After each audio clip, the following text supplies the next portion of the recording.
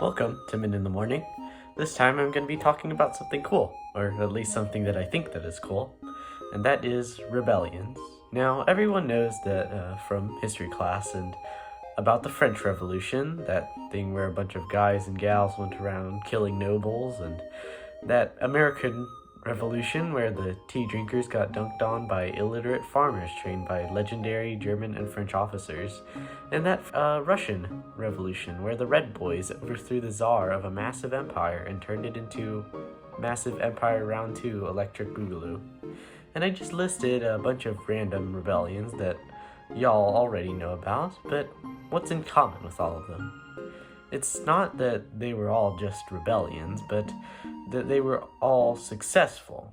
It is those unsuccessful revolutions, those ones where the guys lost, are the ones that are never usually talked about in history, and that's what I'm going to be talking about today. This revolution I've grown interested in is located in Europe because that's the only place where things ever happen.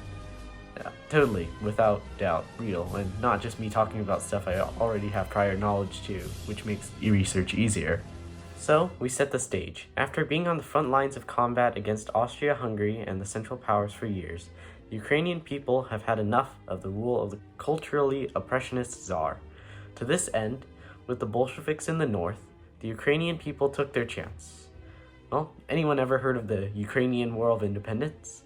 Well, yeah, I talked about it in my Winter War video, that anarchist group, right? Well, how did that even happen? After the February Revolution of 1917, which was the thing where the violent protests led to Tsar Nicholas abdicating, Ukrainian nationalists formed the Central Rada, a council in support of Ukrainian autonomy, which claimed the 5 Ukrainian regions called governorates by the Russian Empire. After a vote from 900 delegates, Mikhailo Hrushevsky was elected as the leader of this council. With this council, the Central Rada declared the 4 Universals, which were a series of documents that eventually led to the declared independence of Ukraine. Of course, this conflicted with the claims of the Bolsheviks, who were fighting the Russian Empire's forces in the north, though they had claims over almost all of Russian Empire's former territories. However, the Central Rada had much bigger problems to worry about than those Bolsheviks in the north. Even though they had a lot of support from the people, their control only extended to big cities. Promises of land reform, or land redistribution, a socialist policy actually, were not met, leading to increased support for Bolsheviks, especially in the eastern part of Ukraine, known as the Donbass, where Bolshevik supporters infiltrated trade unions and led worker strikes. The aforementioned anarchists, more specifically anarchist communism, led by Nestor Makhno, operated in the southern regions of Ukraine, doing anarchist stuff like, flag burning and spray painting buildings with those misshapen letter A's.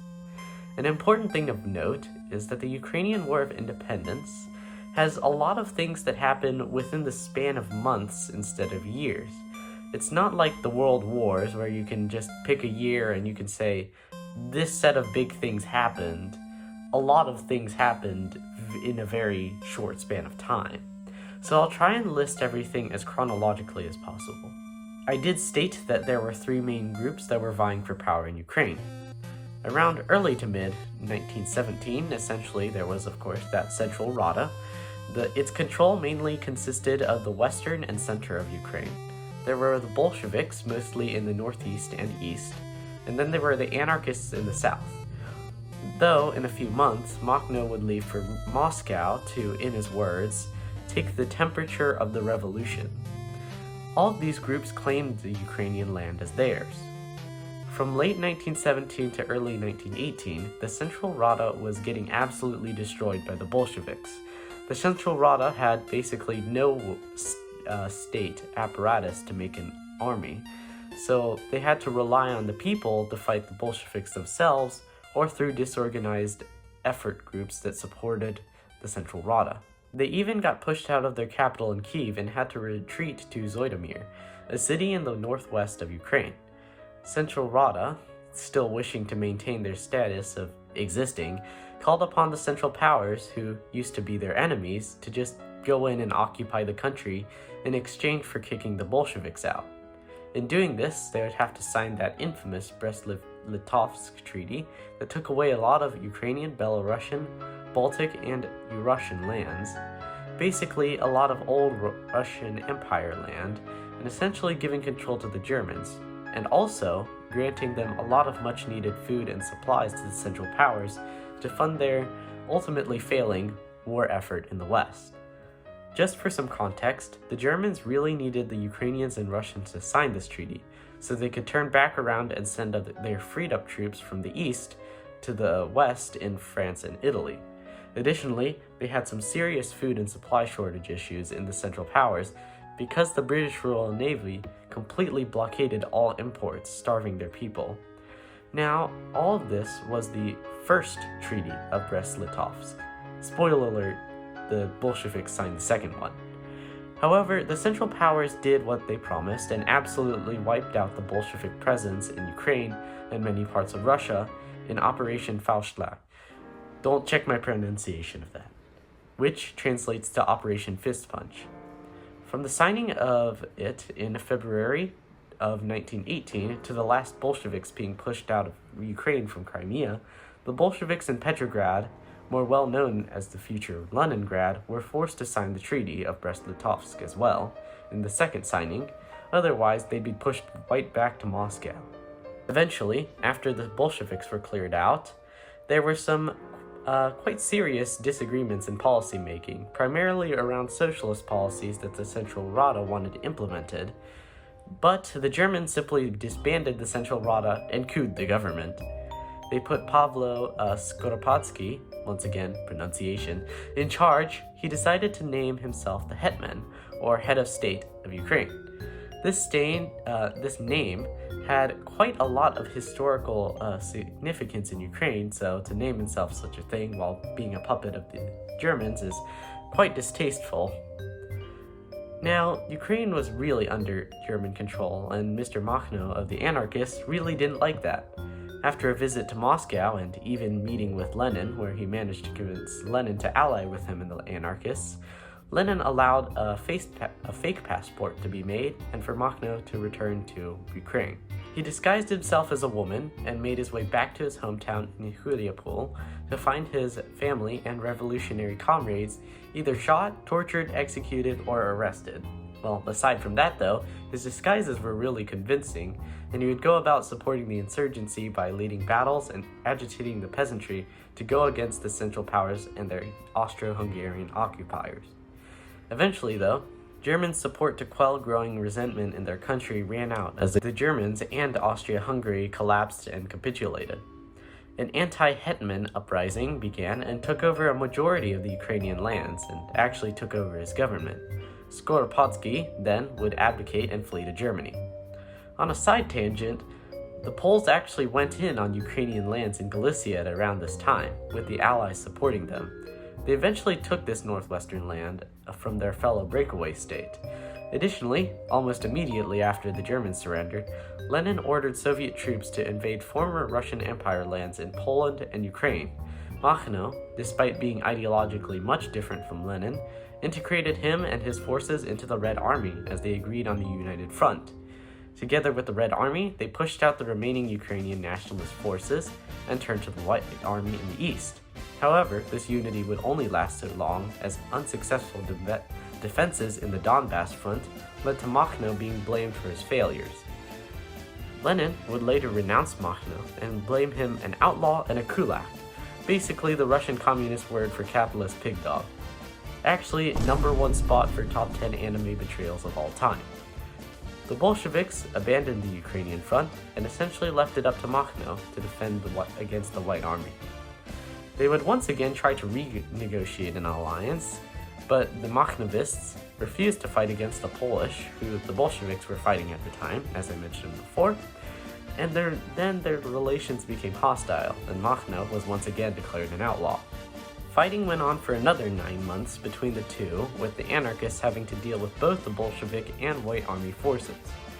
They even got pushed out of Makhno's hometown and capital of the anarchist forces in Huliapol. While this was all happening, the Bolsheviks were fighting the Poles and the Ukrainian nationalists who now sprung up and called their nation the Ukrainian People's Republic, who I will refer to as the UPR from now on. The UPR has allied with the Poles despite their former hostilities over Galicia, so that they may fight against their common enemy in Russia that was invading the two of them. If you do remember, Machno was fighting against those Ukrainian nationalists with the Red Army, and those guys he were fighting were called the UPR. Doing this previously, of course, right after Germany surrendered, and all through this time, the Bolsheviks have been fighting on 3 different fronts against the breakaway states and the White Army.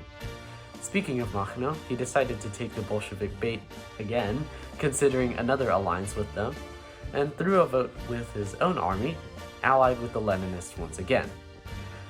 With their help, they drove the Whites from their anarchist capital in Huliopol for the last time. He hoped that by helping the Bolsheviks, even though he considered them, in his own words, irreconcilable enemies, they would honor Machno by bringing Soviet democracy and civil liberties to the people of Ukraine. Even in his own words, after the fact, this would be a grave mistake. After clearing out the Whites from Crimea in late 1920, the Bolsheviks launched a surprise attack on the Makhnovist forces. Machno was forced to make a grand escape, sobbing as he suffered through his second top 10 anime betrayals, traveling hundreds of miles, splitting his army up multiple times to reach Poland to help out his former enemies against the Bolsheviks, and finally to Romania to end his fighting after sustaining a bullet to the neck. Even though he fought along the way, his forces were only numbered in the thousands, while the Red Army had tens to hundreds of thousands. This is not to say that this is the story of good guy Machno against the big bad Bolsheviks. History isn't that simple.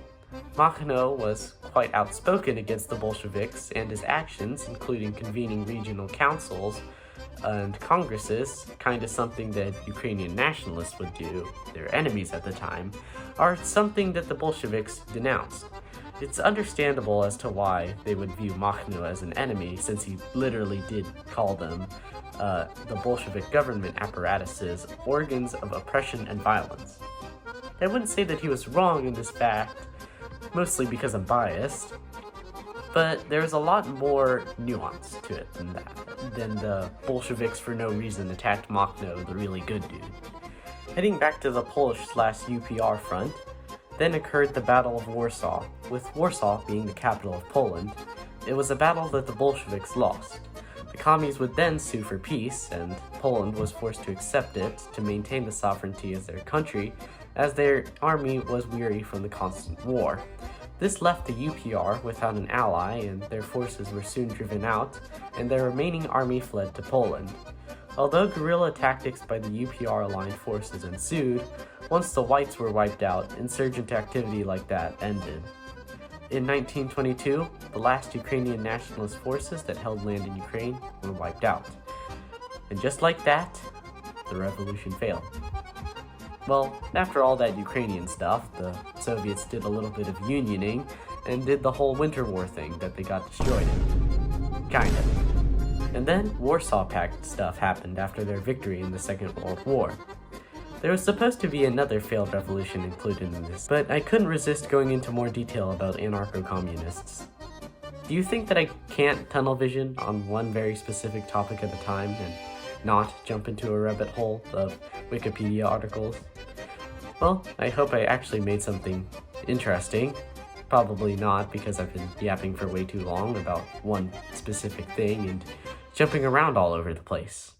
But anyways, goodbye to all, and to all a good morning.